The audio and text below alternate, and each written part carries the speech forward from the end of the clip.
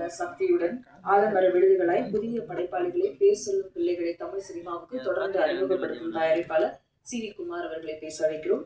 அதற்கு முன்பு படக்குழுவினர் அவருக்கு சிறு மரியாதை செய்வார்கள்.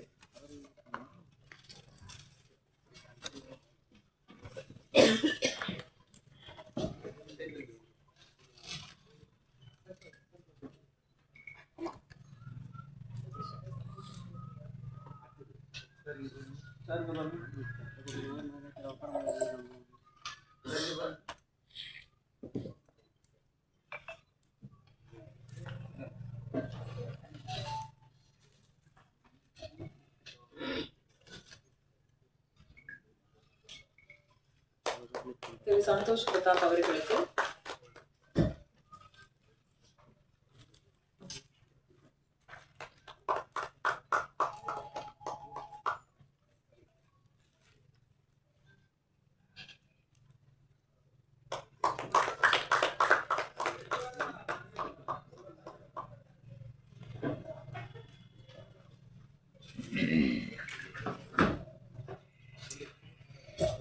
அனைவருக்கும் வணக்கம்.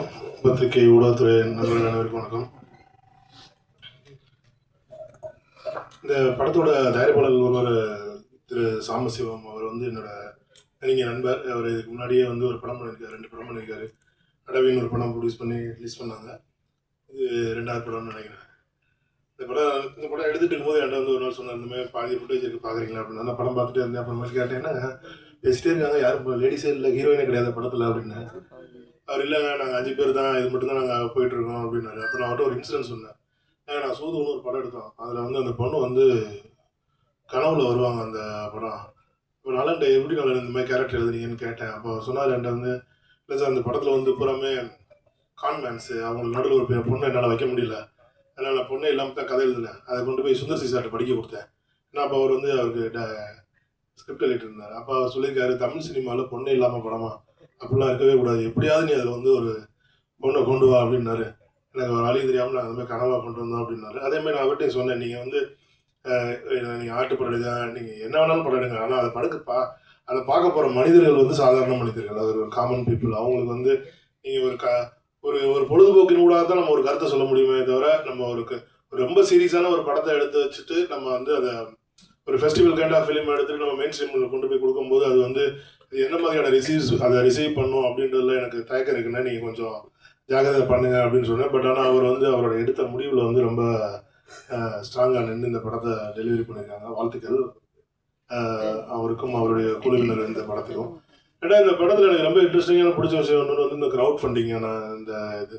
ஏன்னா இனிமேல் இன்னைக்கு இருக்க தமிழ் சினிமா சூழலில் இனிமேல் தனியான ப்ரொடியூசர்ஸ் அப்படின்றது இனிமேல் இருக்க மாட்டாங்கன்னு ஒரு 1-2 வருட காலங்களுக்கு அப்புறம் பார்த்தீங்கன்னா இந்த தமிழ் சூழலில் இப்போ இன்னைக்கு இருக்க மாதிரி ப்ரொடியூசர்ஸ் அப்படின்னு பேர் சொல்லிட்டு இருக்க மாதிரி இன்னைக்கு யாருமே இருக்க மாட்டாங்க. இப்போ நீங்கள் சொல்கிறீங்க சி வி குமார் ப்ரொடியூசர் சொல்கிறீங்க, ஞானவேல் சார் சொல்கிறீங்க, தியாகராஜன் சார் இருக்காங்க, இந்த மாதிரிலாம் இருக்காங்க. பட் இன்னும் 2-3 வருஷங்கள்ல இந்த மாதிரி ப்ரொடியூசர்ஸ் அப்படின்னு சொல்கிறதுக்கு யாரும் இருக்க மாட்டாங்க. ஏன்னா இப்போ இப்படி ஹாலிவுட் படம்லாம் பார்க்குறீங்க, அதெல்லாம் பேனர் பேர் தான் சொல்லுவாங்க, வார்னர் பிரதர்ஸ், டிஸ்னி எடுக்கிறாங்க, மார்வல் எடுக்கிறாங்க அப்படின்னு. ஏன்னா தமிழ் சினிமா சூழலும் அந்த மாதிரியான ஒரு சூழலை நோக்கி தான் போயிட்டு இருக்கு. ஏன்னா இன்னைக்கு ஒரு சாதாரண இன்னைக்கு நானும் ஆக்டர் ரஞ்சித்னு பேசிட்டு இருந்தோம்.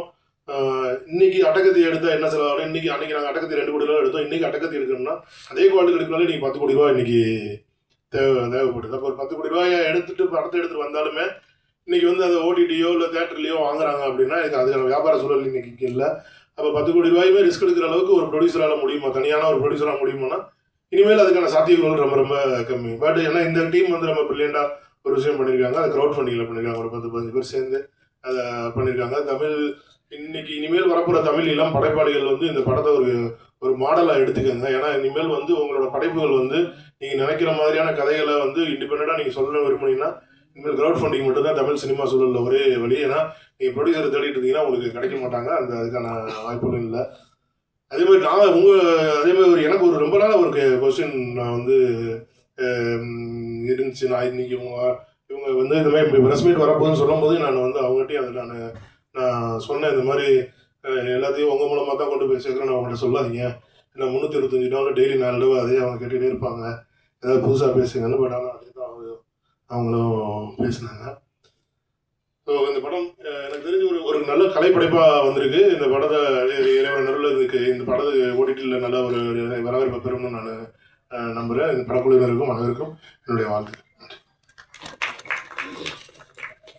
நன்றி சார். அடுத்து நாம் பேச அழைக்கிறோம் சிறந்ததை தேடி சிறந்ததை பார்த்து சிறந்ததாக்கிக் கொள்ளும் மிகச்சிறந்த கலைஞன். சிறிய படங்களுக்கு எப்போதும் தன் பங்களிப்பை கொடுக்கும் very simple person Santosh Pratap அவர்களை பேச அழைக்கிறோம்.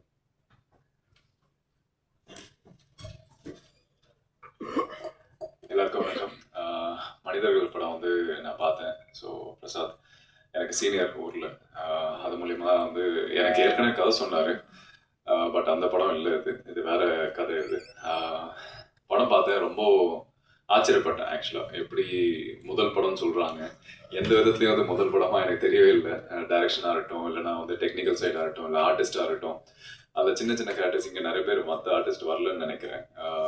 ஒரு சின்ன ஒரு சம்பளம் இருக்கும், அந்த வண்டியில் போயிட்டு இருக்கும்போது வழிபறி பண்ணுறதுக்கு ஒரு 4 பேர் வருவாங்க. அந்த கேரக்டர்ஸ் கூட வந்து ரொம்ப இம்ப்ரெஸ் பண்ணியிருந்தாங்க. ஸோ அந்த மாதிரி ஒரு எக்ஸ்பீரியன்ஸ்டு ஆர்டிஸ்ட் தான்.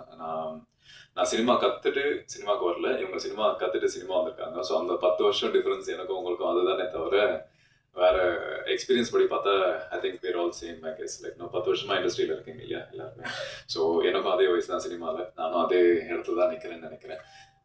என்ன ஒரு விஷயம்னா, இப்போது வியாபாரம் வரும்போது அவங்க கேட்குற கேள்வி கரெக்டான விஷயம் தான். என்னன்னா, தெரிஞ்ச ஆர்டிஸ்ட் வேணும் அப்படின்னு நினைக்கிறதோ, இல்லை தெரிஞ்ச டெக்னீஷியன்ஸ் இருக்கணும்னு நினைக்கிறதோ, அது அவங்க சைடில் இருக்கிற நியாயம். ஸோ எங்கள் சைட்லேருந்து பார்த்தீங்கன்னா, நான் இப்போது நிறைய படங்களுக்கு வந்து புதுமுக இயக்குனருக்கு வந்து வாய்ப்பு தந்திருக்கேன். ஆனால் சில நேரத்தில் நம்ம படம் ஆரம்பிக்கும் போதே நமக்கு தெரிஞ்சிடும் அந்த படம் எப்படி வரப்போகுது அப்படின்னு. இருந்தாலும் வந்து முழு நம்பிக்கையை போட்டு பண்ணும்போது சில நேரத்தில் அந்த படம் வந்து ரெக்கக்னைஸ் ஆக மாட்டேங்குது. ஸோ அந்த விதத்தில் இந்த சைடும் ஒரு ட்ராபேக் இருக்கு. ஸோ அதனால நான் யாரையும் நான் இங்கே தப்பு சொல்ல முடியாது. ஒரு சைட்லேருந்து பார்த்தா எல்லாருடைய ஆதங்கம் வந்து அவங்க சைட்லேருந்து பார்த்தா நியாயமாக தான் இருக்கும். ஸோ டெஃபினெட்லி இது நல்ல படைப்பு தான். ஸோ கண்டிப்பாக இது நல்லபடியாக பேசப்படும். இது சினிமாவா தியேட்டரா எப்படி பிஸ்னஸ் ஆகுதுன்னு எனக்கு தெரியாது. அண்ட் கண்டிப்பாக ஓடிடியில் வந்தால் எப்படியும் ஸ்லோ பிக்கப் ஆனாலுமே வந்து கண்டிப்பாக அந்த படம் பேசப்படும்னு எனக்கு தெரியும். ஏன்னா நம்ம ஒரு 10 வருஷம் 15 வருஷமா வந்து சினிமா பார்த்துட்டு இருக்கோம். சினிமா சின்ன வயசுலேருந்தே பார்த்துட்டு இருக்கோம், இண்டஸ்ட்ரியில இருக்கோம். ஸோ இதில் கற்றுக்கிட்ட விஷயம் என்னன்னா, எது நல்ல படம் இல்லைன்னு நம்மளுக்கு அட்லீஸ்ட் பர்சனலாக தெரியும். நான் நடித்த படங்களாக இருந்தாலுமே நான் வந்து நல்ல கிரிட்டிக்காக தான் பார்ப்பேன். என்னோட படம்ன்றதால நான் பெருசாலாம் வந்து மார்க்கெட் பண்ண நான் ஆசைப்பட மாட்டேன். ஸோ நல்ல படம் பண்ணியிருக்கீங்க. பிரேக் கிடைக்கிறதுக்கு கண்டிப்பாக டைம் எடுக்கும், இல்லைனா இந்த படமே பெரிய வெற்றியாக கூட அமையும். அது நம்ம கையில் இல்லை. ஏன்னா இன்னைக்கு நிறைய படங்கள், எனக்கு கிட்டத்தட்ட ஒரு 6-7 படங்கள், ஒரு 2 வெப் சீரிஸ், இது எல்லாமே இன்னும் பெண்டிங்கில் இருக்குது. பெரிய பெரிய ப்ரொடியூசர்ஸ் தான், பெரிய பெரிய டைரக்டர்ஸ் தான். இருந்தாலும் அவங்களே வந்து சினிமா வந்து இன்னைக்கு என்னன்னு தெரியாமல் புரியாமல் இருக்காங்க. ஏன்னா இங்கே ஓடிடி பிளாட்ஃபார்மாக இருக்கட்டும், இல்லைனா மற்ற பிளாட்ஃபார்ம் தான் இருக்கட்டும், எல்லாமே வந்து ஒரு இனிஷியலாக வந்து சினிமா தான் இருக்குது. ஆனால் சினிமா வந்து பயங்கரமாக சப்ரஸ் பண்ணி வச்சுருக்காங்க. ஸோ சொன்ன மாதிரி சிவி சார் சொன்ன மாதிரி ப்ரொடியூசர்ஸ் எல்லாமே வந்து ரொம்ப கஷ்டப்பட்டுட்டு இருக்காங்க, லாபம் பண்ணுறதுக்கோ இல்லை பிஸ்னஸ் பண்ணுறதுக்கோ. ஏன்னா எல்லா சைடு எங்கே போனாலுமே வந்து லாக் பண்ணி வச்சுருக்காங்க. ஏன்னா இவங்க ஃபஸ்ட்டு ஒரு கிங் மேக்கராக இருந்தாங்க, இன்னைக்கு இவங்கள வந்து ஒரு டெசிஷனுக்கு தள்ளப்பட வேண்டிய ஒரு சுச்சுவேஷனாக இருக்குது. ஏன்னா ஓடிடியில் வந்து ஒன்று ப்ராஃபிட் ஷேரிங், இல்லைனா வந்து ஃப்ரீயாக கொடுக்க சொல்கிறான்னு சொல்லி ரீசெண்டாக தனஞ்சயன் சார் கூட புலம்பிட்டு இருந்தார். So it's kind of hard situation, ஒரு டிரான்சிஷன் நடந்துட்டுருக்கு. கண்டிப்பாக இது எல்லாமே மாறும்னு நினைக்கிறேன். எங்கேயாவது நம்ம எல்லாருமே ஒரு டேர்முக்கு வந்து இது சினிமா ஹெல்த்தியாக இருக்கணும், மற்றவங்களை என்டர்டெயின் பண்ணணும், சினிமாவை வாழணும் அப்படின்றதுக்காக எல்லாம் சேர்ந்து உழைக்கணும்னு நான் நினைக்கிறேன். And all the best to the whole team and thanks for having me here. இந்த படத்துக்கு உண்டான சப்போர்ட் நான் என்ன பண்ண முடியும்னு எனக்கு தெரியல, but I been trying my best. அவங்களுக்கு பிஆர்லேருந்து, மார்க்கெட்டிங்லேருந்து, டிஸ்ட்ரிபியூஷன்லேருந்து எல்லாமே நான் ட்ரை பண்ணிட்டு இருந்தேன். நிறைய ஆர்டிஸ்ட் கேட்டாங்க கெஸ்ட்டாக வர முடியுமா அப்படின்னு. அந்த ஆப்ளிகேஷன் கொண்டு போய் என்னால் வைக்க முடியல, but definitely I try to push even more. கண்டிப்பாக நான் ட்ரை பண்ணுறேன். அண்ட் இது நல்ல படம். இந்த இன்டர்வியூ இல்லை இந்த வீடியோ, இந்த நான் பேசுகிற விஷயங்கள் எவ்வளோ பேர் பார்ப்பீங்கன்னு தெரியல. பார்த்தீங்கன்னா கண்டிப்பாக அந்த படம் பாருங்கள். நான் சும்மா இந்த படம் ப்ரொமோஷனுக்காக வந்து ஏதோ பேசணுன்றதுக்காக பேசல. உண்மையாகவே இந்த படம் பார்த்துட்டு நல்லா இருக்கு, அந்த நல்லா இருக்குன்ற ஒரு விஷயத்த உங்களுக்கு கொண்டு வந்து சேர்க்கணும் அப்படின்றதுக்காக இங்கே லைவாக நான் பேசிட்டு இருக்கேன். தயவு செஞ்சு பாருங்க, இந்த மாதிரி நல்ல படங்களுக்கு சப்போர்ட் பண்ணுங்க. Thank you so much. ஒரு விஷயம் சொல்ல மறந்துட்டேன், ஒரு 2 மினிட்ஸ் மட்டும் கொஞ்சம் பொறுமையா இருங்க. ஏன்னா நடிகர்களை பற்றி நான் குறிப்பிட்டு பேசாமல் விட்டுட்டேன். ஏன்னா ரொம்ப அபாரமான பயங்கர கடுமையான உழைப்பு வந்து கொடுத்துருக்காங்க. நீங்கள் படம் பார்த்தீங்கன்னா தெரியும், ரொம்ப சகதியிலையும் மழையிலையும் இவங்க வந்துட்டு அந்த ஒரு 40 நாள் கழித்து திண்டுக்கல்ல இருந்து கிளம்பும்போது என்னோட குடும்பத்தாரே ரொம்ப வேதனைப்பட்டாங்க இவங்களை பார்த்து. யாரா இவங்க இந்த பசங்களை பிடிச்சிட்டு வந்து இவ்வளோ வதச்சிட்டீங்களே அப்படின்ற மாதிரி. இது வந்து நீங்கள் படம் பார்க்கும்போது உங்களுக்கு ரொம்ப தெரியும் எவ்வளோ கடுமையாக உழைச்சிருக்காங்கன்னா அவங்க எல்லாருக்கும் ரொம்ப நன்றி. அதுக்கப்புறம் வந்து இந்த படம் வந்து ஒரு தியேட்டர் எக்ஸ்பீரியன்ஸுக்கான ஒரு ஃபில்மாக தான் நம்ம பண்ணியிருக்கோம். ஒரு சின்ன படமாக இருந்தாலுமே வந்து சவுண்ட் டிசைன்லேருந்து கிரேடிங் எல்லா விஷயமுமே வந்து ரொம்ப மெனக்கெட்டு தியேட்டரில் ஆடியன்ஸ் பார்த்தா இது நல்லா இருக்கும், நல்லா இருக்கணும் அப்படின்னு சொல்லி தியேட்டர் எக்ஸ்பீரியன்ஸுக்கான ஃபில்ம் வந்து குறைஞ்சிக்கிட்டே இருக்குது, உலக அளவில் வந்து குறைஞ்சிக்கிட்டே இருக்குது. எல்லாருமே வந்து இதை வந்து அப்புறம் பார்த்துக்கலாம் அப்படின்னு விட்டுறாங்க. அந்த மாதிரி வந்து கொஞ்சம் மக்கள் வந்து தவிர்க்க வேணாம். ஒரு நல்ல ஒரு எக்ஸ்பீரியன்ஸ் இந்த ஃபில்ம் வந்து கொடுக்கும்னு நினைக்கிறேன். அதுக்காக தயவு செஞ்சு எல்லாரும் வந்து தேட்டரில் வந்து பார்க்கலாம்.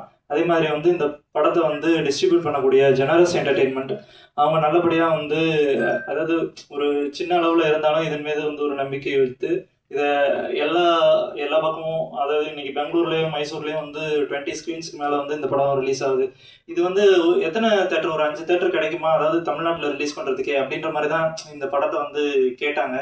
பெங்களூரில் மட்டுமே வந்து ஒரு 20 ஸ்க்ரீனுக்கு மேலே ரிலீஸ் ஆகுது. தமிழ்நாட்டில் 70 ஸ்க்ரீன்ஸ் கிட்ட வந்து ரிலீஸ் ஆகுது. அதனால் எல்லாருமே வந்து தேட்டருக்கு போய் இந்த படத்தை பாருங்கள். அவங்க ஜெனரஸ் என்டர்டெயின்மெண்ட்டுக்கும் வந்து நன்றி சொல்லிக்கிறேன். அப்புறம் இங்கே வந்திருக்கக்கூடிய எல்லா ஊடக நண்பர்கள் அனைவருக்கும் எல்லாருக்கும் எங்களுடைய குழு சார்பாக மிக்க நன்றி. மனிதர்கள் ஒரு புது முயற்சி, புதிய டீம், கண்டிப்பா படம் வெற்றியடைய வாழ்த்துக்கள். பொது ஒரு குரூப் பிக்சர்ஸ்